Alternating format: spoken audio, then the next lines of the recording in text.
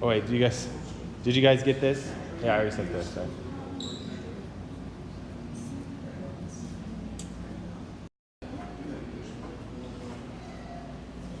All right, so yes.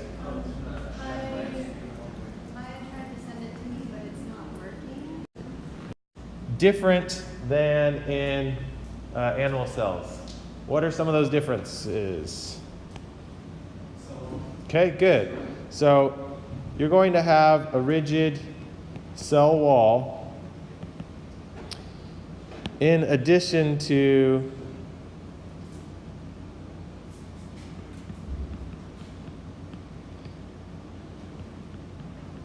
your plasma membrane. Okay? What else is different?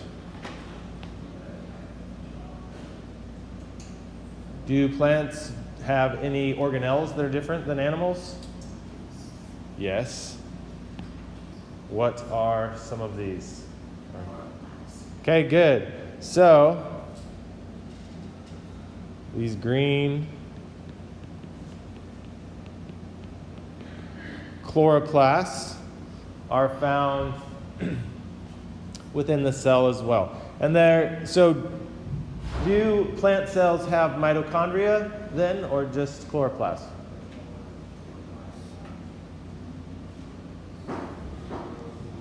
Furrowed brows? Yeah, they have both.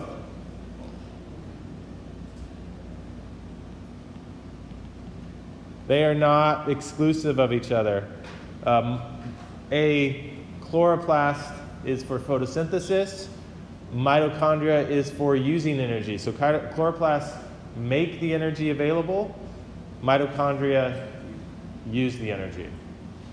Okay? But they still need it. All right, there's another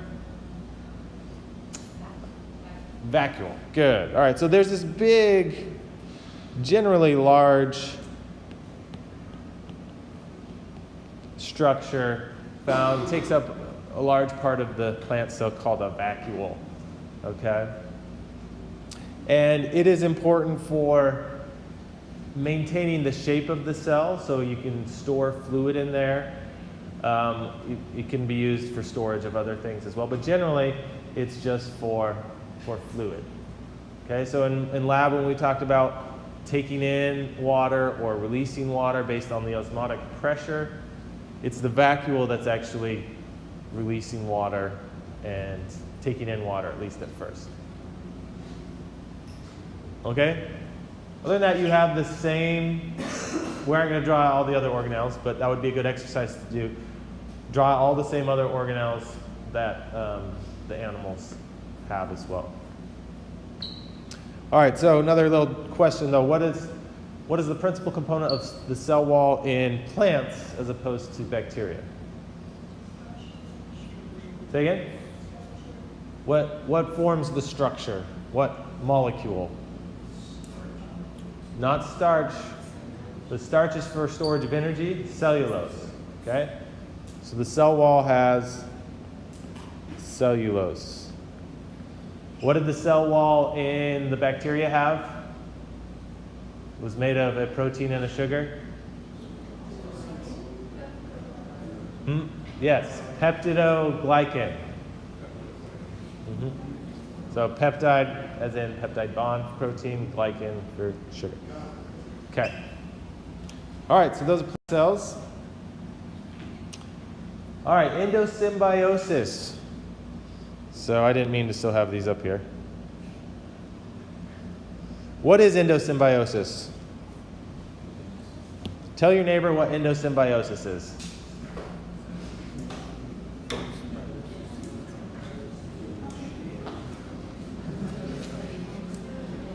It's another great word, for dropping this party.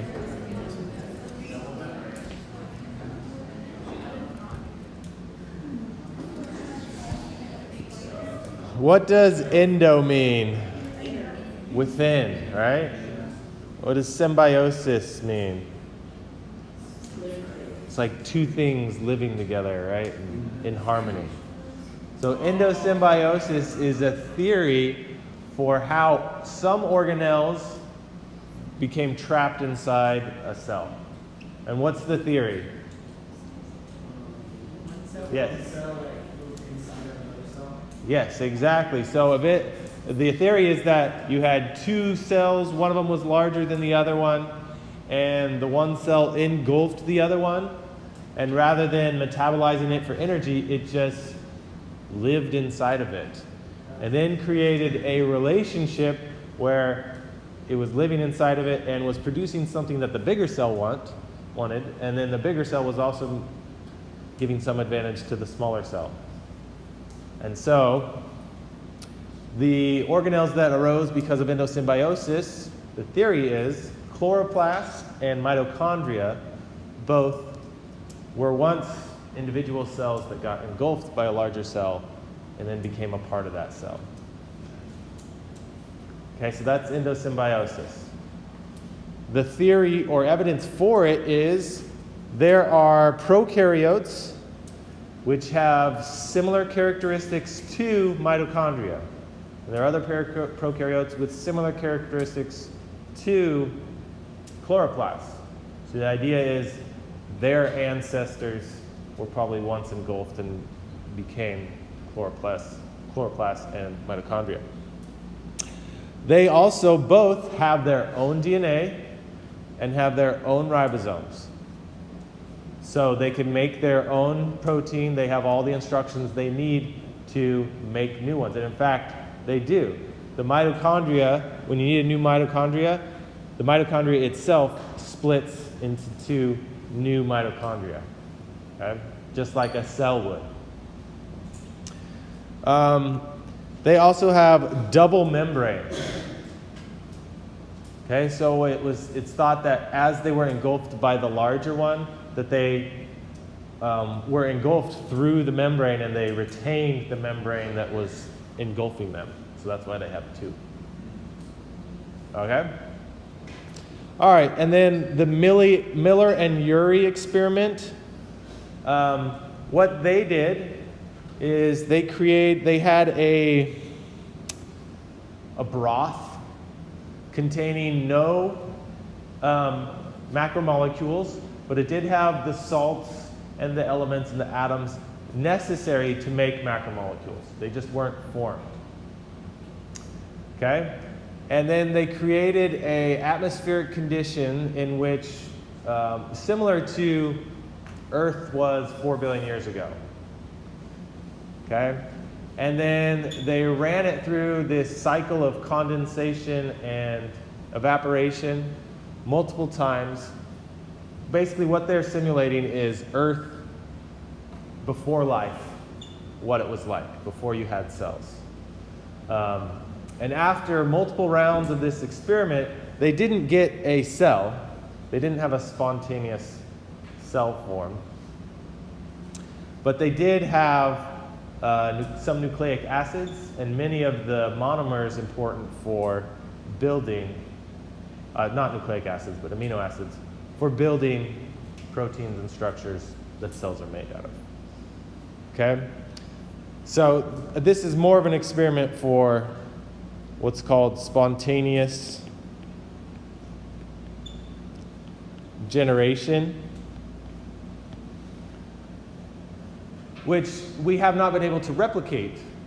Okay, but the cells had to come from somewhere, and the idea is that the conditions on Earth somehow aggregated a cell through bits and pieces. Okay, so actually I meant to talk about this separately. So these are the three evidences of endosymbiosis. The Miller and Urey experiment is giving evidence for how life began, or how cellular life began.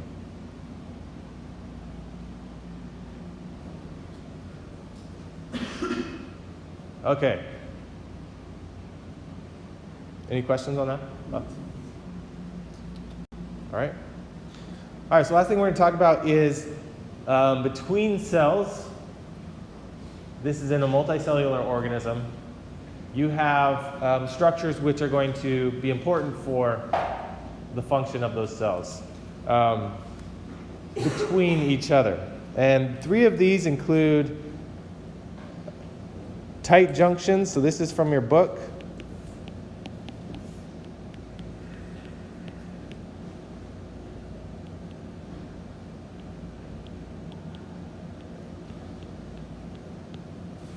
So tight junctions are for making it waterproof in between the cells, essentially. There are such things as leaky tight junctions.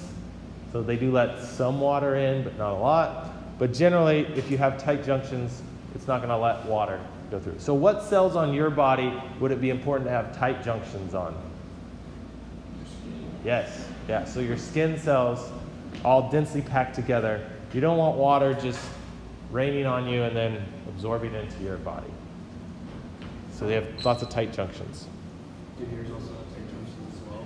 Is that why like kind of It's a good question. Hair is covered in oil, so that's what repels water off your hair. I don't know if there's tight junctions between hair. Oh, good question. All right, the second one is desmosomes.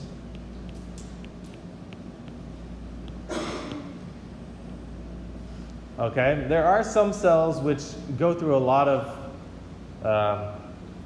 abuse, for lack of a better word. They need to be used and moved around and have a lot of force involved with them. And so the desmosomes are there to tie them together and keep them from coming apart. Okay? So this is reinforcements. Where might you find desmosomes in cells in your body?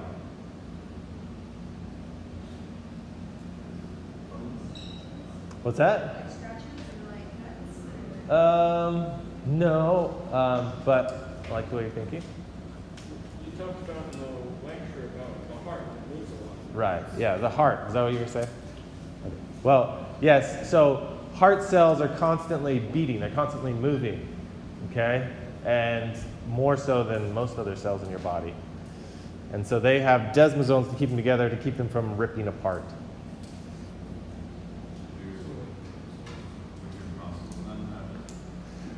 Yes, to some extent you have desmosomes, but they're also tied together. They're long through filaments. All right, and lastly we have our gap junctions.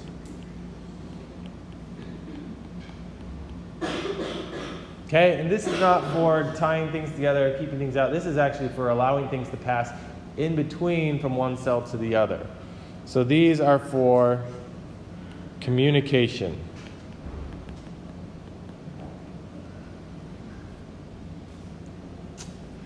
So again, heart cells, it's very important that they are able to communicate with each other, because when they beat, they want to beat in rhythm at the same time.